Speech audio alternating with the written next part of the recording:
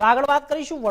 વડોદરાના મધ્ય ગુજરાતની સૌથી મોટી ગણાતી વડોદરાની સયાજી હોસ્પિટલમાં તાજેતરમાં જુનિયર તબીબ પર થયેલા હુમલા બાદ હોસ્પિટલ અને હોસ્ટેલ પરિસરમાં સુરક્ષા વધારવાની માંગ ઉઠી હતી।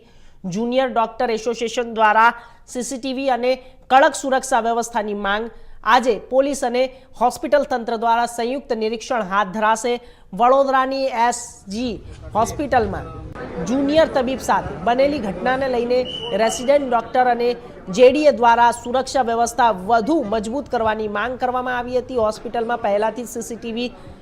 વ્યવસ્થા હોવા છતાં અવાવરૂ જગ્યા અને ડાર્ક સ્પોટ પર વધારાના સીસીટીવી અને સુરક્ષા ગાર્ડ મૂકવાની માંગ ઉઠી હતી। તેના અનુસંધાને નાયબ police commissioner zone 2 Majita Vanzara જ્યારે એસએસજી હોસ્પિટલના superintendent doctor Ranjan Iyer, RMO doctor Hitendra Chauhan, JDA પ્રતિનિધિ, હોસ્પિટલ ટીમ અને સિક્યુરિટી એજન્સી સુપરવાઇઝર તરીકે સામે હાજર રહ્યા હતા। ડૉક્ટર અય્યર સાહેબ સાથે મેડિકલ વિભાગના બધા રિપ્રેઝેન્ટેટિવ, અમારા વડોદરા શહેર પોલીસના સમગ્ર પોલીસ વિભાગના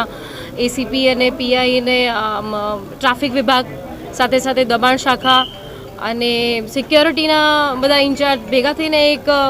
સુરક્ષા અંતર્ગત આખી ડ્રાઈવ ચાલી રહી છે, જેની અંદર કયા કયા વિભાગોમાં કેટલી ભીડ હોય છે, એના કેમેરા કાર્યરત છે કે નહીં, એના સિક્યોરિટી સાથેનું બ્રીફિંગ, પોલીસ સાથેના કનેક્શન, સાથે સાથે અહીંયા જેટલા પણ વ્હીકલ્સ છે તો ઘણી વખત પેશન્ટ ઉતાવળમાં હોય છે અથવા તો ઉદ્વેગિત મનમાં આવતા હોય છે, તેમના વ્હીકલ્સની ચાવી અંદર રહી જતી હોય છે, તો કેવી રીતે વ્હીકલ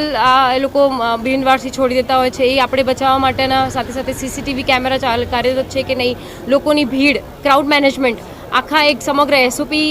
તૈયાર થઈ રહી છે। એની સાથે આ એક જોઈન્ટ વિશ્લેષણ પ્રોગ્રામ પણ ચાલુ છે અને અમે લોકો આ જોઈન્ટ ડ્રાઈવ કરી અને વધારે એસએસજી હોસ્પિટલની સુરક્ષા સઘન થાય એ માટે આ એક સંયુક્ત પ્રયાસ ચાલુ છે।